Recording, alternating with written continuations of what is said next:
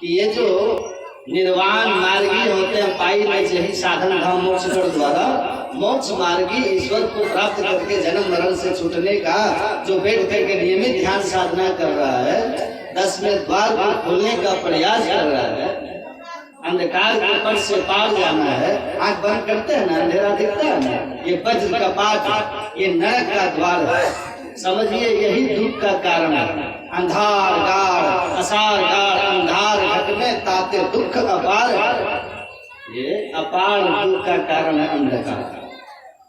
अंधकार आंखों के सामने का ये वज्र का पाठ, जीव इस घोर अंधकार में रहने के कारण शरीर में दुख पाता और उसको पता नहीं चलता, उससे भूल भ्रम हमेशा होती रहती है। न चाहे के भी कभी कभी वो पाप कर्म करके अपने जीवन को दुखमय बना लेता है, नरकगामी बना लेता है। मोक्ष का साधक क्या करता है? इस अंधकार के पार जाने का प्रयास करता है, इस अंधकार को काटने का प्रयास करता है। कौन काटेगा? समशील नील अपील पेले खेल कूली लगी पड़े। ये अंधकार के पर्दे को पार कीजिए, इस पर्दे से के जरा पार देखना, इस अंधकार के पर्दे के जरा पार में देखिए। काटक नाटक घंट बजावे श्रवण सुधार धरो, मैंने मन गगन में मगन रहो। इस अंधकार को पार करके देखना, अंदर में अजीब तमाशा ईश्वरीय हो रही है। ऐसा आनंदमय तमाशा ईश्वर का कि उसको देखते ही जीव के जीवन से सारे दुख चले जाते हैं, विश्व मृत हो जाता है संसार और संसार के विश्व का आकर्षण, क्योंकि अंदर के खेल का आकर्षण के सामने संसार के विषय तुच्छ हो जाते हैं। दिव्य चक्षु स्वचरण पे के या जग सुख तुच्छ करने के हो तो महाधुन अनहद के राह सुनत सुरत सुख लहत है। जीव आनंद में विभोर हो जाता। अब हंस को मान सरोवर मिल गया है, जिस हंस को मान सरोवर मिला वो गंगा नाला में क्यों जाएगा? हंसा पायो मान सरोवर ताल तलैया क्यों डोले, तेरा साहब है गढ़ भीतर बाहर है ना क्यों खोले। जरा अंदर के इस पर्दे से एक बार पार देखो, तब देखो ईश्वरीय खेल आपके अंदर में, और आपका ये दिव्य शरीर जो देव दुर्लभ है अनुभव में, परंतु में ईश्वर भी आपको इसी शरीर में मिल जाएंगे। और सदगुरु वही है जो घर माही घर दे दिखाई, जो सदगुरु परख सजान करंधार सदगुरु नावा, वही संत सदगुरु है जो इसी शरीर रूपी घर में परमात्मा का हमको दर्शन करा करके मोक्ष में पहुंचा देता है।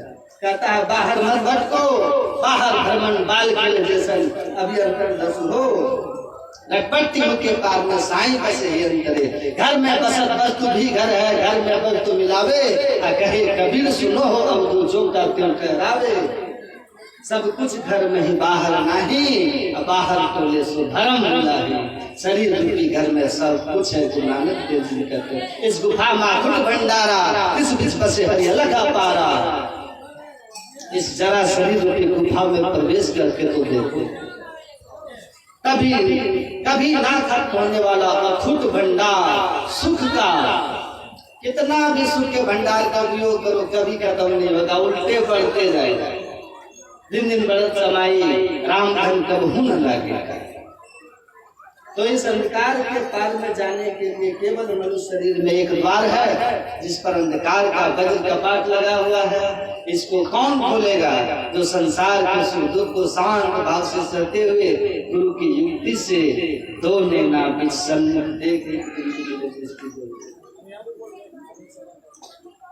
दृष्टि जुगल कर धरो सोए बिंदु में झलकर श्वेत निशान, वज्र कपाट खुले तम टूटे ब्रह्म ज्योति झलका। ब्रह्म ज्योति आपको अपने अंदर दिखेगा, ये वज्र कपाट अंधकार का टूट जाएगा। लेकिन दृष्टि युगल कर धरो सोए सुख मन में, दोनों दृष्टि को आपस में जोड़ करके दोनों आंखों के ठीक मध्य में तीसरा नेत्र है जिसको सुषुम्ना कहते हैं। सुषुम्ना में दृष्टि को केंद्रित कीजिए, वे श्वेत निशान झलकेगा जो ब्रह्म ज्योति है। ब्रह्म ज्योति के दर्शन होते ही आपके जीवन से दुख खत्म हुआ, ब्रह्मनाद प्रकट हो जाएगा। जो वो ब्रह्मनाद आपको परमात्मीय गुण से भर देगा और खींच करके परमात्मा से मिला देगा, चुंबन। कितना सरल और महान शरीर है ये। इस महान शरीर को पाकर, देव दुर्लभ शरीर को पाकर साधन कीजिए, साधन कीजिए गुरु से युक्ति लेकर के, तो मोक्ष के द्वार को प्राप्त कर लीजिएगा। बहुत कठिन साधना नहीं है ये, सीख करके कीजिएगा तो बड़ा आसान है। और जवानी में कीजिएगा तो जल्दी मिल जाएगा। सदाचार में रह करके जवानी में करोगे जल्दी हो जाएगा। बुढ़ापा में सब काम में कर्त होता है, और जवानी में अभ्यास बनाए हैं तो बुढ़ापा में भी कर पाइए, गृहस्थ सब कर पाइए। देख रहे हमारे बाबा हैं, कितना उम्र है फिर भी देखिए जवानी से कर रहे हैं, तब ना सत्संग ध्यान में समय देते थे। ये बाबा देखिए कितना उम्र है, जवानी में किए तब ना, पूरा समय सत्संग ध्यान में लगा रहा। संस्कार होना चाहिए, गृहस्थ रहिए चाहे विरक्त रहिए, विवाह कीजिए चाहे अविवाहित रहिए, जो मन आपको वो कीजिए, लेकिन जहाँ रहिए उस धर्म में पक्का रहिए। हिल डोल वाला मत रहिए, है ना, हिल डोल वाला मत रहिए, जिसमें रहिए पक्का रहिए। लगन से रहिएगा तो गुरु की कृपा होकर के आपकी रक्षा भी होती रहेगी, है ना।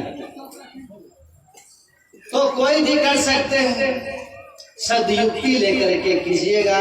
कुछ दिन के साधना के बाद जो आनंद अपने आप में आने लगेगा, महसूस होने लगेगा कि कितना सौभाग्यशाली है हम, भगवान ने मनुष्य का शरीर दिया, कितना सौभाग्य कि फिर एक बार सदगुरु दिया, ये ऐसा दुर्लभ ज्ञान बता दिया।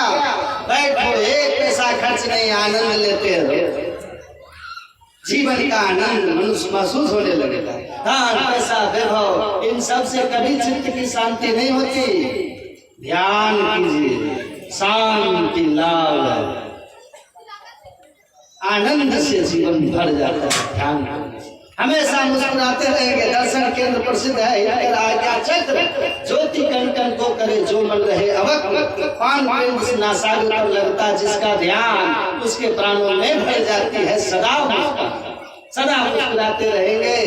कभी भी दुख नहीं छुएगा आपको, कैसा भी कष्ट है, क्या दुख होगा। भयाजी हरि रस में मतवारा, 8 पहर सुमति बीते, डाल दी सब धारा, सब भार उतर जाएगा, निश्चिंत हो गया, चाह गई चिंता मिटी मनवा में परवाह।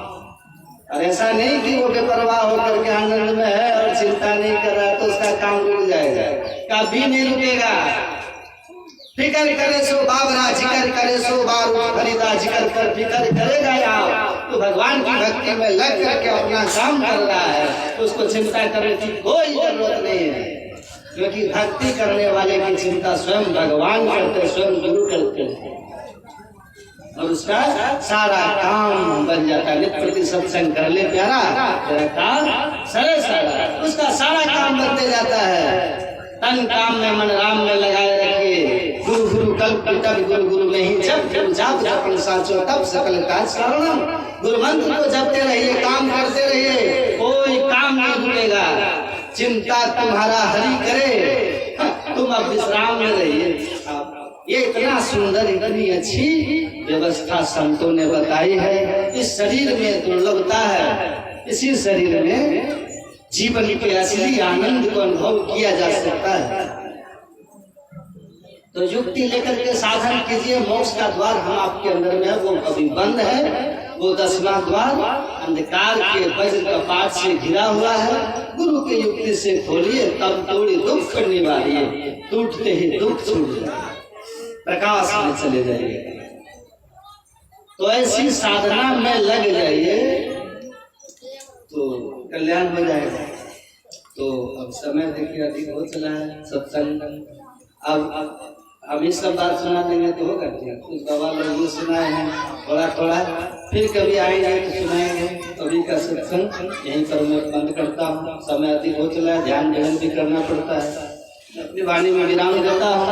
तो हमारे क्या नाम है आपका? नरेश दास, अच्छा नरेश, चरित्र यादव, हाँ जो भी है नरेश भाई, उनके समस्त परिवार, उनके भाई भाई, क्या नाम है? रामचरित्र यादव, रामचरित्र यादव, नरेश यादव, दिनेश यादव, नहीं ना? इन लोगों की बहुत बहुत गुरु महाराज की कृपा बरसे पर बहुत कृपा के पात्र हैं। सत्संग के प्रति साधु महात्मा के प्रति बड़ी श्रद्धा है। इनके लिए मैं परमात्मा से शुभकामना करता हूँ। इनके समस्त परिवार के हृदय में सत्संग के प्रति यह श्रद्धा इसी तरह से बनी रहे, बढ़ती रहे, सबका शुभ हो, कल्याण हो, मंगल कामना करता हूँ। और कुछ माता जी के साथ के उपलक्ष्य में जो सत्संग हो रहा है, उनकी आत्मा की सदगति के लिए गुरु महाराज से मैं प्रार्थना करता हूँ। उनकी आत्मा जहाँ भी हो, अगरबत्ती